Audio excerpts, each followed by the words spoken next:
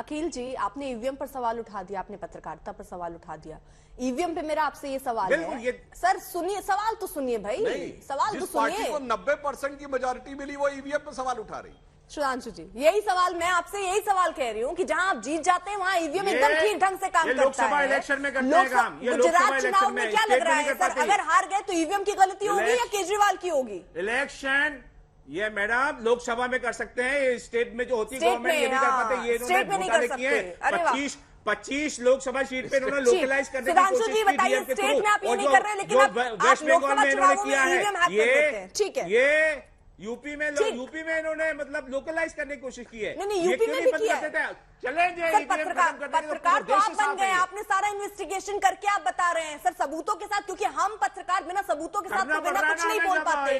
आपके पास सबूत हो तो जरा वो दिखा दीजिएगा, आपको वो सबूत दिखा दीजिएगा कि लोकसभा में कहां ईवीएम से छेड़छाड़ होकर जीत दर्ज की है। सर वो भेज दीजिएगा, सर वो चैनल को भेज दीजिएगा। अखिल जी एक सेकंड, सुधांशु जी जवाब इस पर। नहीं है।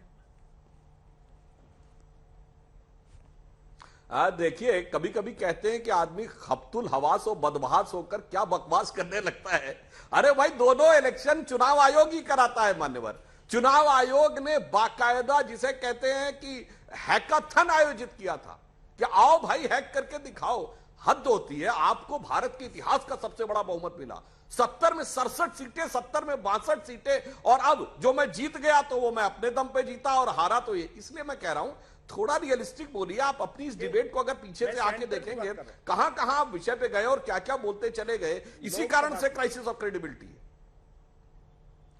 लोकसभा की बात कर रहा हूं सर, ईवीएम का। हाँ, तो लोकसभा में हम हार गए तो ईवीएम थी, और हम 90% सीटें जीत गए तो मेरी अपनी जीत थी। माधेवर, अगर आप ये बताइए क्या बात करेंगे आपको, तो मैं फिर कह रहा हूं किसी से पॉलिटिशियंस के लिए क्राइसिस ऑफ क्रेडिबिलिटी, राजनेताओं के लिए विश्वसनीयता संकट बढ़ता है। उसकी आप काउंटिंग क्यों नहीं कर रहे हैं जो वोट होते हैं? अरे सभी को रोक क्या बात करते हैं? ठीक है, चलिए हर मशीन में डिबेट हो चुकी है सर। जरा मैं इसको फिर से चर्चा पर लाना चाह रही हूँ। अब्दुल मनन साहब, जरा मुझे ये बताइए कि लॉ कमीशन ने बाकायदा जो अपनी बात कही उसमें कहा कि सीधे लागू यूनिफॉर्म सिविल कोड नहीं करना चाहिए, ये उनका विचार था। आप क्या कहेंगे इस पर? कौन नहीं करना चाहता? सॉरी मैम, मैं सुन नहीं पाया, फिर से जरा बोलिएगा। ठीक है, लॉ कमीशन ने कहा था कि सीधे यूनिफॉर्म सिविल कोड लागू करने से लॉ कमीशन ने इनकार कर दिया, मना कर दिया। इस पर आपकी प्रतिक्रिया सर? हाँ, तो सही बात है। यूनिफॉर्म सिविल कोड करने में अगर उन्होंने मना कर दिया तो ठीक ही किया, बहुत सही किया ना सर। ठीक है सर, इस पर जरा ये सवाल का सर एक हिस्सा था, जरा दूसरा भी मैं रख दूं, फिर उसके बाद आप आराम से जवाब दीजिएगा। उन्होंने कहा था कि लॉ कमीशन में सीधे इसको लागू करने से लॉ कमीशन ने मना किया, लेकिन ये जरूर कहा था कि पर्सनल लॉ में सुधार की जरूरत है। ये सही कहा कि नहीं कहा? नहीं, तो सुधार की जरूरत तो हर संस्था में होती है, होना चाहिए, ये कोई प्रॉब्लम नहीं है। लेकिन अभी मैं, सुधांशु जी बहुत पढ़े लिखे आदमी हैं, मेरे बातों का वो जवाब दे रहे थे। वो कह रहे थे आपने ऑल इंडिया इत्तेहादुल मुस्लिमीन बनाया।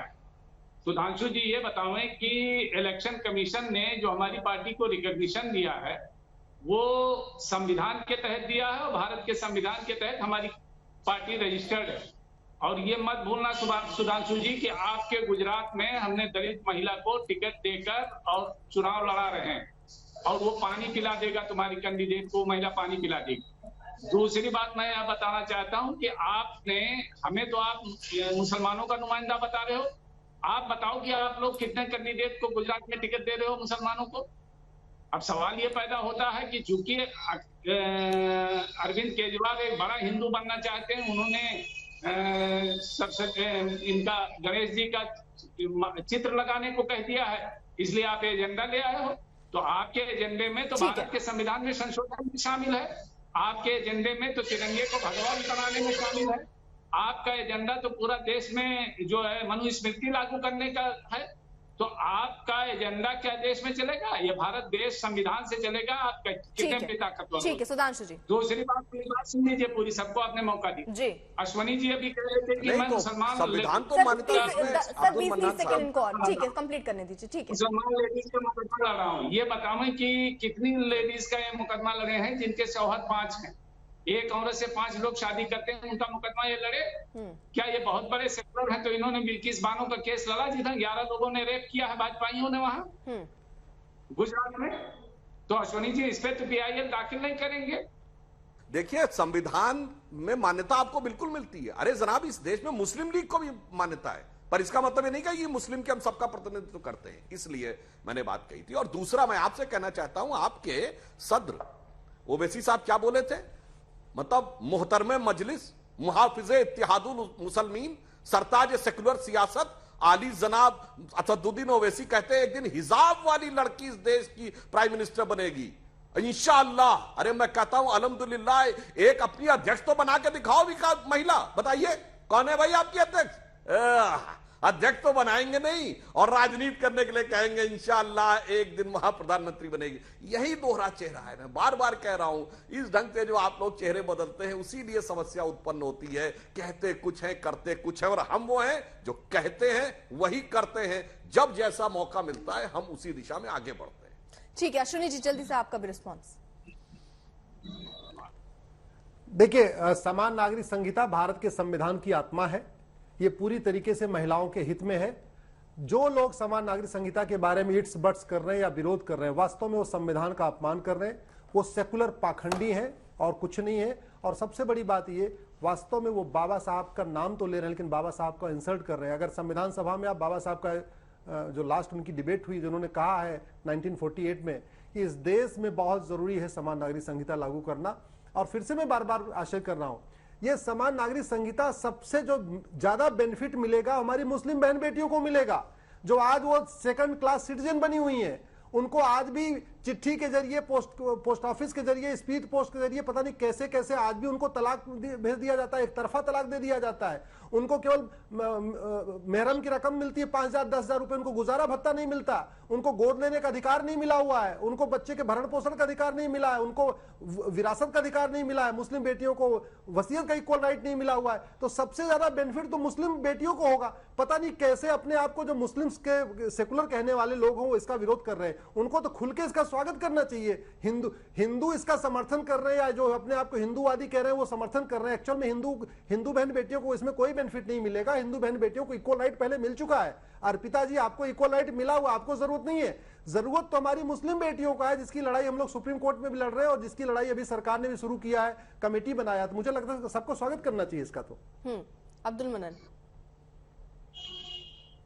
अरे भाई, तो मैं कह तो रहा हूँ कि मुस्लिम महिलाओं के लिए इनको कितने दिल में कितना दर्द है। इन्होंने बिल्किस बानो के लिए PIL दाखिल किया, और ये जो है सिर्फ मुसलमानों के लिए थोड़े मामला है, ये हिंदू कुरीतियों के लिए। भैया, जो मेरे पास आएगा उसी का तो करूंगा, जो मेरे पास आएगा उसी का करूंगा।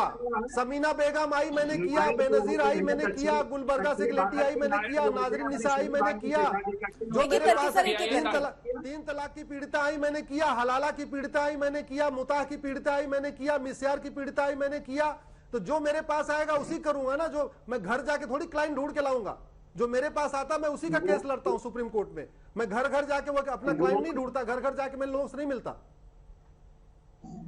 गोवा में यूनिफॉर्म सिविल कोर्ट है, वहां गौकशी होती है, उस पर आप एतराज क्यों नहीं करते हैं आप भाजपाई लोग? क्योंकि यहाँ पे ये अरे गौकशी से क्या लेना देना भैया, खाने पीने से क्या लेना देना, क्या बात कर रहे हैं? मैं फिर से रिपीट कर रहा हूँ, कॉमन सिविल कोड का खाने पीने से, नमाज पढ़ने से, मंदिर जाने से, तिलक लगाने से, रक्षा पहनने से, इससे कोई लेना देना नहीं। कॉमन सिविल कोड से केवल 7-8 चीजें होंगी। बाल विवाह बंद होगा, बहु विवाह बंद होगा, हलाला बंद होगा, मुताह बंद होगा, मिस्यार बंद होगा, दारुल कजा बंद होगी, शरिया कोर्ट बंद होगी, तलाक का तरीका एक हो जाएगा, तलाक का ग्राउंड एक हो जाएगा, विरासत का अधिकार सबको। इसमें बाकी चीजें कहां से आ गई? पश्चिम बंगाल में, कश्मीर में, केरला में आप गौकशी के लिए अलाउ किए हुए हो। अरे अब्दुल मनन साहब, जरा ना डिबेट जब खत्म होगी, चर्चा जब खत्म हो जाएगी, तो जरा पढ़िएगा आप इसके बारे में कि क्या क्या यूनिफॉर्म सिविल कोड के अंदर आएगा। आप गोकशी कहां ले जा रहे हैं मामला? वो है ही नहीं सर, ये आपको शुरुआत से ये चीज बताई जा रही है, आप उसी में टिके हुए हैं। उन्होंने आपको गिनवा दिया, या तो आप तक आवाज नहीं पहुंच रही या आपने अपने कान हमेशा के लिए बंद कर लिए हैं सर। भाई, आप जब सिविल कोड का मामला आएगा तो आपके खान पान पे भी बात होगी। क्यों आपके होगी? शादी ब्याह पे खान पान भी कहा सर? आपने कहाँ लिखा मिला आपको? कहाँ कोई से बात पता नहीं चला होगी। सर आपको? प्रॉपर्टी का कोई बात शेयरिंग नहीं की बात होगी, सारी चीजें आएंगी। नहीं, आप कहाँ से जहाँ आएंगे फंसते सर? ये हो, किसने बताया? ये दिव्य ज्ञान की प्राप्ति कैसे हुई सर आपको?